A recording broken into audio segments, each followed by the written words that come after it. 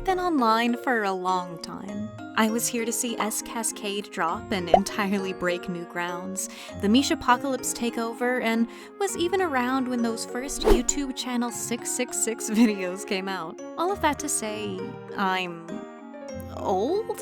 Because of my extended stay on this online netscape, I've seen a lot of tomfoolery. Not just from big creators, but from practical nobodies making drama big enough to be heard 3 fandoms over. Big enough to be able to recognize names of certain people when they decide to jump ship into a new community. While I've done my best to stay out of scuffles, it would be a lie to say that I never work with my friends behind the scenes to give them a hand when dealing with community issues or disagreements. People tend to favor witty responses over factual statements, even when the latter would always be more beneficial to their side of a disagreement. Sometimes you just have to lend a hand when people are too lost in the sauce. With so many proverbial shots downrange, I'd like to think that I've learned a thing or two about online issues. Mostly when it comes to knowing how to choose my battles and when to simply cut bait. And that, my gentle listener, is something that I think everyone could stand to learn as well. Hey ya, yo ya out there to all my big brothers, sisters, aunties, uncles, and of course, mommies, daddies, siblings, and guardians. It's me, your bite-sized baddie and favorite little brother Mark. Before we get too far into the video, make sure to hit the subscribe button. We're doing an art giveaway at 3,000 subscribers, so make sure to join if you want to be a part of it. I'll still never forget my conflicted feelings from when one person I hated for lying, spreading rumors, and always trying to cause drama with others finally got ousted from our shared roleplay community for their own actions surrounding the literal death of a friend of mine in the community. For a long time, I wanted to say something about my and my friends' horrible experiences with them, but knew that I couldn't. Or rather, I knew that I shouldn't for my own safety and peace of mind. With the online climate in art and honestly commentary as a whole, it's important to know the difference. Can, can't, should, shouldn't, and if it's just your desire to call someone out or if it's actually necessary. I knew eventually this person I had beef with would mess up enough to get what was coming to them, and after a huge series of their own bad decisions, I luckily got to see that destiny come to fruition. However, no matter what the cartoons tell you, people who do bad things do not always get their just desserts. If someone says something about you or someone or something that you care about, you want to respond on the defensive immediately. It's human nature. It's our weird sense of justice. If someone makes a mean comment, you're gonna want to refute it. If someone has a bad take about your favorite character, you might want to dispute it. Hell, sometimes someone may subtweet or even openly name you in an accusation that you disagree with or even rebuke. You definitely want to respond to that. But should you? I will always advocate for not getting into pointless discourses. Rage bait is rife, and I know that tweet about a take being so bad that it's gotta be part of some humiliation kink is funny, but it's also sometimes the matter of the fact. Not everything deserves a reply, and sometimes a simple "your mom sucked me hard through my jorts" adds just about as much to a conversation as a well-thought-out answer. The real matter of importance is knowing if, when, and how you should respond. I come at this from the perspective of someone who is tired. I'm too old to be engaging in needless tomfuckery for a multitude of reasons. Why argue with a TERF when I can just block them or do a couple of scrolls down their page until I inevitably find something that obviously breaks terms of service to report? Why engage with someone who is obviously initiating a bad faith argument when I could just ignore their message, knowing that will torment them more than any factually correct answer ever could? Why in the world would I put up with abuse in my comment section when YouTube literally lets you shadow ban people from your channel? Oh, you called me a slur? They don't know I know this trick. My reasoning for conflict avoidance is medically motivated, as stress physically messes with my health, but there are only so many hours in a day and so many ounces of energy a human can expend. It's better to save your energy for the important things. Using your brain critically is often the best way to determine when you should or should not fight in a word battle online. However, I also understand that cortisol, my beloathed brain chemical, does not always result in the wisest of choices.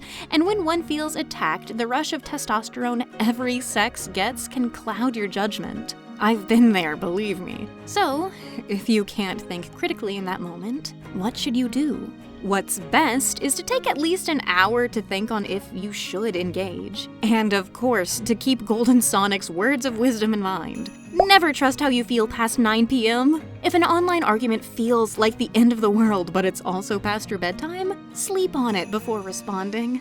When looking at topics like this, it's important to keep in mind what are the best and worst outcomes if you engage. Will more good and the person doing or saying bad, stopping their bad, come out of it? Or will it just put more stress on the victim and you while also giving ignorant outsiders a reason to support the person in the wrong? It sucks, but the knee-jerk desire to call someone out for being bad or respond in a blaze of snark to tattle on the internet really can't be your first instinct if you want real, tangible change. Then, you have to consider a few factors before moving forward. How knowledgeable are you on the subject, truly? Have you researched what you're about to say, or do you only have info you've heard from videos and Tumblr posts? How much evidence do you have to support your side? Even if you see something terrible happen with your own two eyes, nobody will believe you if you have no proof or little proof. It's a terrible fact of life, but the public may even support the person you're calling out in an act of defiance because with nothing to back up your statements, it seems like you're just a troll. As an example, there's someone I used to really want to call out. A semi-popular professional in a niche fandom business who, aside from saying some extremely fat-phobic things back in the day behind their associates' backs, used me for their own gratification. I was 16 and they were 21 or 22 when they had me engaging in some extremely inappropriate role plays, shared pornography with me, encouraged me to go out and look up porn to bring and show them like a tailor-made for you page coordinated by me, and only really talked to me when it was for their gratification. Otherwise, they were literally my high school bully who would go out of their way to insult, taunt, and just be extremely cruel to me and any other AFAB person that was in our current friend group. I just happened to be the youngest and easiest target. That made me a bit desperate to get any positive interaction from them, which resulted in some Charat RP sessions that, thinking back on, make me feel very used. But they are much more popular than I am. They have a much bigger fan base with quite a few simps who I know would white knight on their behalf because I have seen multiple people try to call this person out for so many different reasons over the years. I only have one piece of proof of this happening to me, because when I was a teenager, I didn't think to save screenshots of our Skype logs and gross roleplays, and the site we use to roleplay on is dead and gone. Meanwhile, other callouts about this person have screenshots upon screenshots of hard evidence showing where they've lied and harmed others. Meaning, if their fans and those surrounding them could see all of that and have nothing happen, my one screenshot of them talking about having intimate conversations with me as a minor would do nothing at all. I also had to consider the fact that this happened around 10 years ago now. I blocked out a lot of what happened between me and this person because trauma, but looking back through our few chat logs and finding the one piece of evidence I posted on Tumblr because I thought it was funny reminded me of it all. The online climate was different back then, and even if still wrong, people didn't really care as much about the age of who they were talking to. A lot can change about someone in that time, and I do believe we need to actually give people the room to grow as humans if we want them to make up for how they've wronged us. But when I see them just this past year berating someone for saying that they're worried about kids who hang out around pro shippers because they're worried they're getting groomed, it makes me worry. Like, is it a self-report? Or have they just grown past the whole using children for roleplays thing and they're just super pro self-expression? Ultimately, there's no good way to bring attention to any of it or dig it up. And there would not be any good outcomes if I did.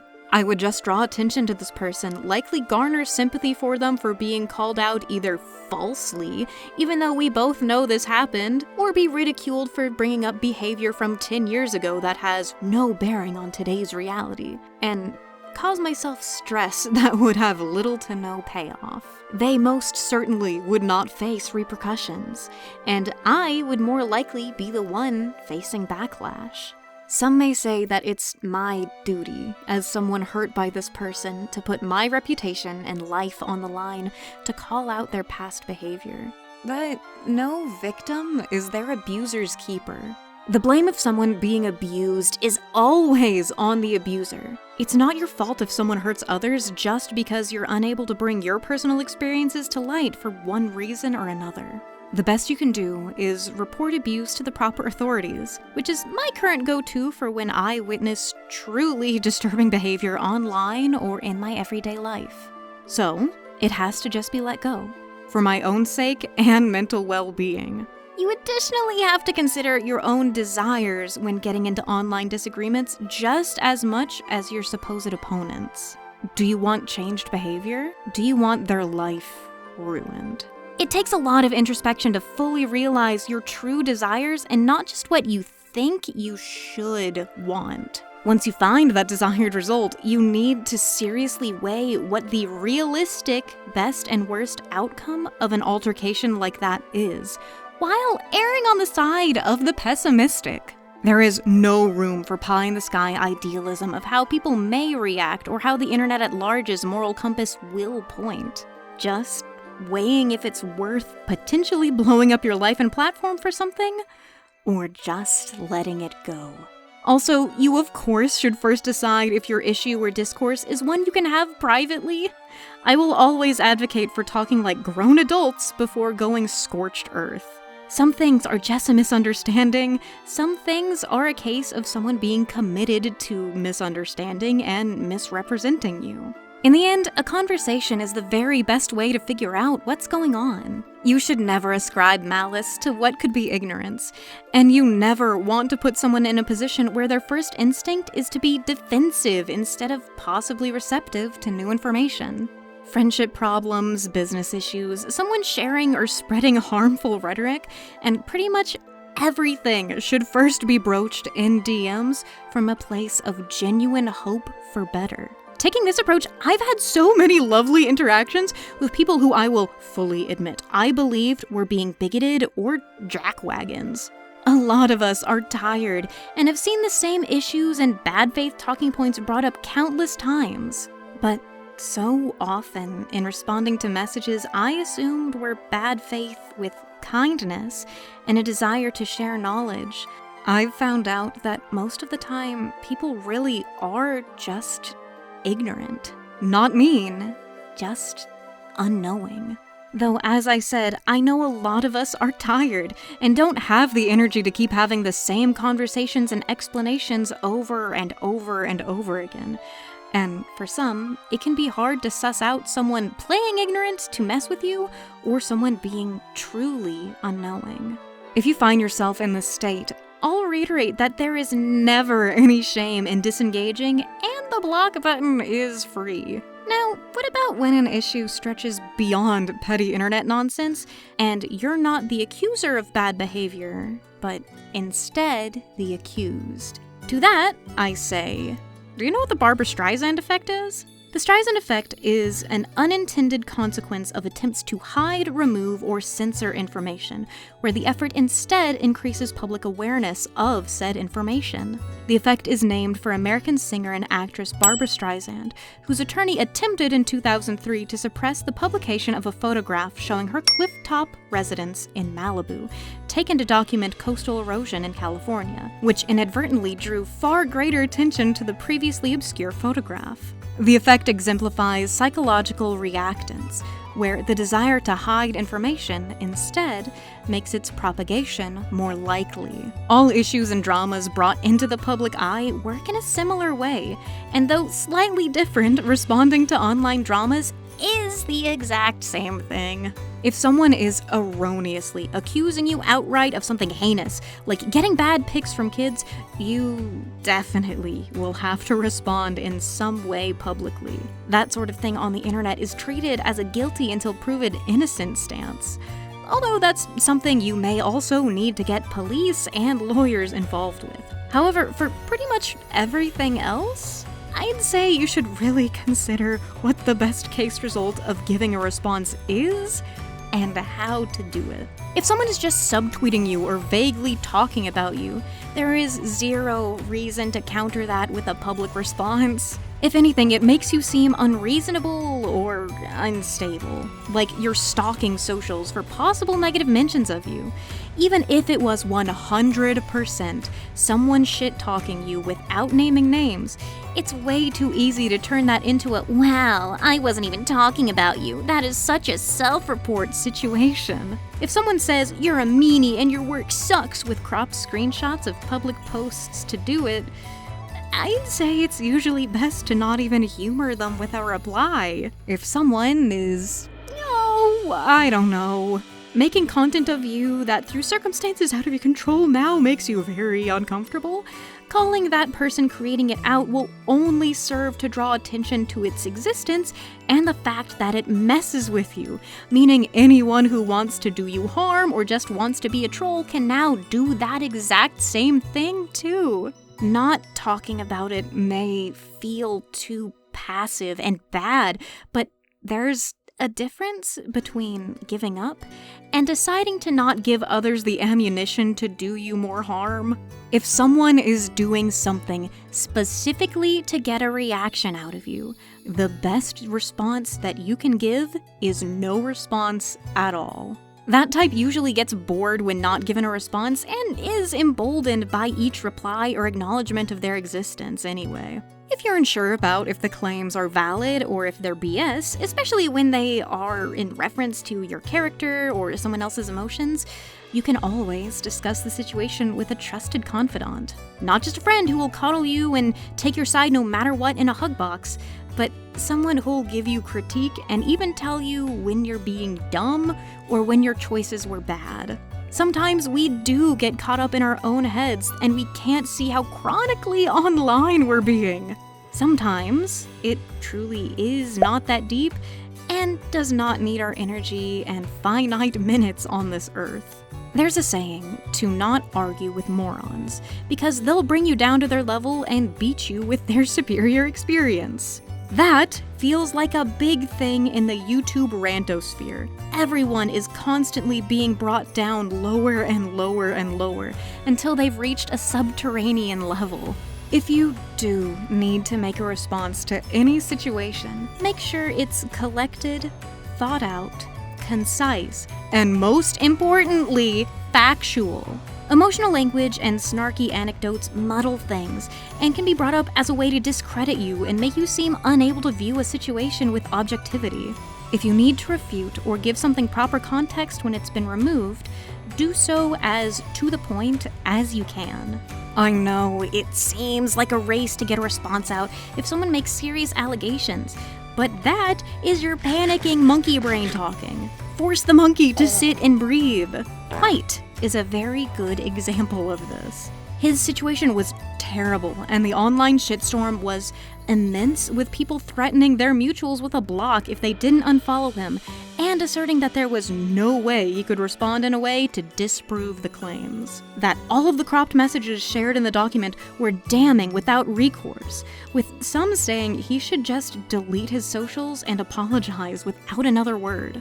And yet, lo, behold even, he took the time needed to gather his thoughts and treat his mental health with as much care as he could in this situation, and managed to disprove the hefty claims levied against him. He spoke factually and dismantled the abuse allegations document point by point. Does that make him a perfect person or even a good person? Of course not, but it makes him way more sensible, in my opinion, than a lot of other users online. Learning what battles are worth fighting, what arguments are worth having in the DMs, and what situations you should just ignore is incredibly difficult. Some things feel like the end of the world one day, while they feel like an embarrassing nothing burger the next. You may even feel pressured to share your stance on something because everyone else is doing it. Also, as an aside, please stop pressuring people to make responses to dramas their acquaintances have found themselves in. That assumed peer pressure has gotten more people online and on YouTube specifically into trouble with ill-informed rants and slideshows than I could ever count. Though, perhaps it's less peer pressure and more the desire to hop on a trend that fuels the majority of people. Either way, minding your business and staying in your own lane is never a bad move in my opinion. There's no reason for an uninvolved party to insert themselves into a dispute that's already being covered by those actually in the trenches. And while it is your God-given American right to share your thoughts and opinions, sometimes it is not our turn to talk. At least as it is happening. This isn't to say that documentary coverage or retrospectives are a bad thing to create. Just that if you are simply repeating what others have already said time and time again, there are likely better things to commit your time to. Determining which hills are worth dying on and killing for is not a science, but rather an art. However, if you heed my words of not feeding trolls, disengaging when emotionally overwhelmed, staying in your lane, and honestly considering the best and worst outcomes of any situation, I believe you will be able to navigate that hellscape just fine. If you made it this far into the video, leave a comment with the word Rushy in it. R-U-S-H-I-E. One of the members on Discord suggested we start doing a word of the day, so we're gonna try it out. But if that's too much, just leave a heart emoji so I know you got here. And thank you to those who did. I really appreciate the support. This topic was voted on through Discord. Make sure to join to have a say in whatever we make next. And I hope this is at least a little bit helpful, especially with the current state of the art commentary and game and slideshow and every other type of commentary sphere out there. Also, thank you very much to my wonderful Patreon supporters. At our brother, sibling, sister tier, we have Fury, Miss Mercurial, Minnow, Echo Foxtrot, and Ash Valentine. At our mommies, daddies, and guardians tier, we have Mary, Kiryu Makoto, and Kai. And at our gods, goddesses, and deities tier, we have gods and punks. I love you guys so much. Mwah, mwah, mwah. Like the video if you liked it.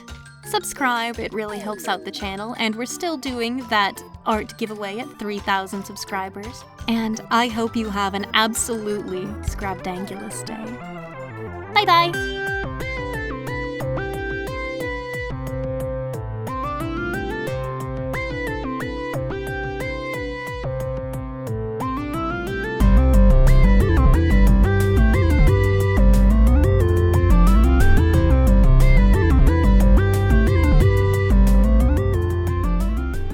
I'm getting texted about my Taco Bell order. 1 second. I want a quesadilla with Mountain Dew.